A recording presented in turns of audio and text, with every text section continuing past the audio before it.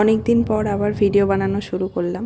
আসলে বেশ কিছুদিন ধরে আমি অনেক টেনশনের মধ্যে দিয়ে যাচ্ছিলাম, তো সেই কারণে ভিডিও বানানোটা বন্ধ হয়ে গেছিলো।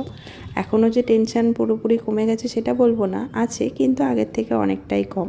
তো আশা করব আগে যারা আমার ভিডিও দেখতে তারা একই রকমভাবে আমাকে সাপোর্ট করবে।